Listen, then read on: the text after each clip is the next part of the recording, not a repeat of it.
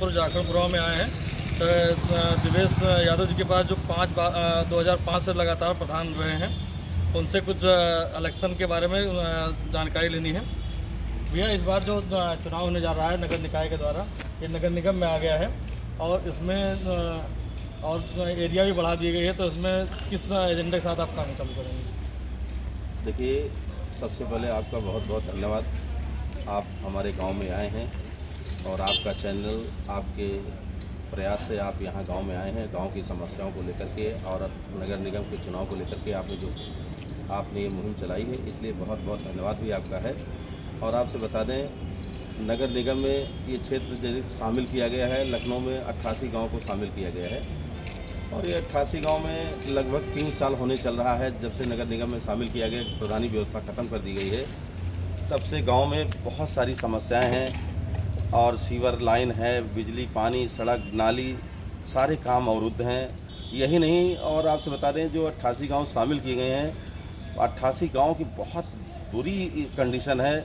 यहाँ के स्कूल, जो सरकारी विद्यालय हैं, इन विद्यालयों में पहले जो शौचालय वगैरह बने हैं, इतनी गंदगी है कि बच्चों को उसमें टॉयलेट जाना या करना होता है तो कोई सफाई, चूँकि पहले पंचायत में था तो सफाई कर्मचारी पहले विद्यालय में टॉयलेट साफ़ करता था, पहले विद्यालय साफ़ करता था।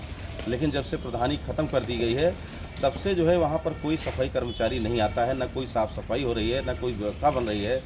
नगर निगम में हम लोगों ने यहाँ पर जबरन टैक्स वसूलने का काम कर दिया था। नगर निगम ने, हम लोगों ने एक आंदोलन किया और आंदोलन करने के बाद सरकार ने उस पर एक्शन लिया और जो जबरन टैक्स यहाँ वसूला जा रहा था, उस पर सब तत्काल रोक लगाई सरकार ने। समस्याओं को लेकर के नगर निगम अधिकारियों से या और किसी बड़े प्रशासनिक अधिकारियों से आप लोगों ने बात नहीं की कभी?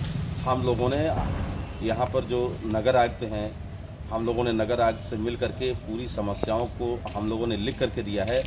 और नगर आयुक्त जी एक दिन यहाँ पर भ्रमण भी किए थे, तो उनका ये कहना है कि अभी तक जो कि यहाँ पर लखनऊ विकास प्राधिकरण है, लखनऊ विकास प्राधिकरण ये अभी नगर निगम को हैंडओवर नहीं हुआ है। लेकिन इलेक्शन तो प्रधान के अंडर में हुआ था हर बार, काम तो प्रधान को कराना है, लेकिन जनता कह रही है कि काम नगर निगम करवा रहा है, ना विकास प्राधिकरण करवा रहा है, ना प्रधान करवा रहे हैं।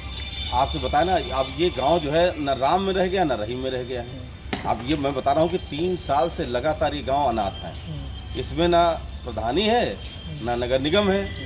और एलडीए से हम लोग जब नगर निगम जाते हैं तो कहते हैं आप एलडीए से बात करिए, जब हम लोग एलडीए जाते हैं तो कहते हैं भैया ये सब नगर निगम में शामिल हो गया। तो ऐसी अवस्था में जैसे अनाथ गांव हो गए हैं, अनाथ की तरह इनका कोई भी इनका वारावारिस नहीं है। तो इस स्थिति में गांव की स्थिति बहुत ख़राब हो रही है और गांव में बहुत सारी समस्याएं उत्पन्न हो रही हैं। और आपसे बता दें, यही नहीं, पानी जो गांव में हैंडपम्प लगे हैं, मैं बता रहा हूँ लगभग सारे हैंडपम्प बंद पड़े हैं।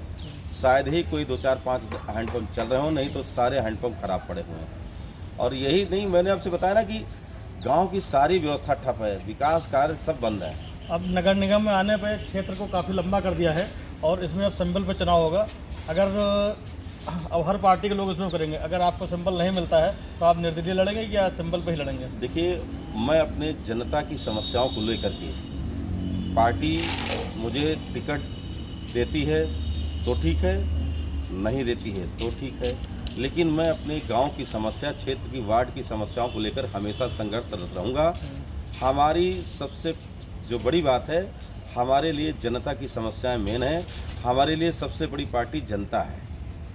तो टिकट नहीं मिलेगा तो भी आप चुनाव लड़ेंगे? चुनाव अवश्य लड़ेंगे। अगर आरक्षण में हम लोगों को कोई व्यवधान नहीं होता है, अभी आरक्षण होना बाकी है, अब आरक्षण में किस कैटेगरी में क्या आता है, अब उसी के हिसाब से हम लोग तैयारी करेंगे। बाकी हम लोग मतदाता सूची में हम लोग काम कर रहे हैं, सब लोग मिल करके प्रयास है कि सब लोगों का जो नाम जिन सूची में शामिल नहीं है उनका नाम भी सूची में शामिल करा जाए। और आपसे ये भी बता दें कि नगर निकाय की जो मतदाता सूची बन रही है, मतदाता सूची में लगभग, यहाँ मैं आपसे बता रहा हूँ, चूँकि इतना बड़ा क्षेत्र है और 4 बीएलओ यहाँ पर काम कर रहे हैं। विधानसभा में यहाँ 15 बीएलओ काम कर रहे थे और नगर निकाय के चुनाव में मात्र 4 बीएलओ काम कर रहे हैं। तो इतनी जल्दी संभव नहीं है कि डोर टू डोर वो बीएलओ काम करके सब लोगों का नाम जोड़ दें। ये भी एक बहुत बड़ी चुनौती है, चूँकि सबका नाम शामिल मुझे लगता नहीं है कि इसमें शामिल हो पाएगा। तो इलेक्शन को लेकर के आपका एजेंडा क्या रहेगा इस बार? मेरा एजेंडा यही रहेगा, गांव की समस्या, गोमती नगर विस्तार की समस्या, चाहे हमारे गांव की समस्या हो, चाहे हमारे गोमती नगर विस्तार की सारे अपार्टमेंटों की समस्या हो, चाहे रेजिडेंशियल समस्या हो, मैं सबकी समस्याओं को लेकर के इस मुहिम में और जनता की आवाज़ को लेकर के मैं आगे चलूँगा। गांव में जो अधिकतर समस्याएं हैं उसको लेकर के आपकी प्राथमिकता क्या है? किस मुद्दे को लेकर के आपकी प्राथमिकता? मेरी प्राथमिकता, गांव की प्राथमिकता ये है कि पहले गांव में जो वाटर, सीवर, पानी, बिजली, सड़क, पेंशन, जितनी समस्याएं हैं, मेरी पहली प्राथमिकता है कि सभी लोगों की पानी, बिजली, सड़क और जो हमारे पात्र लोग हैं जिनको पेंशन मिलना चाहिए, जिनको हम लोग जो भी उनकी समस्याएं हैं उनको दूर करने का पहली प्राथमिकता मेरी यही रहेगी कि उनकी समस्याओं को समाधान कराना मेरी पहली प्राथमिकता है।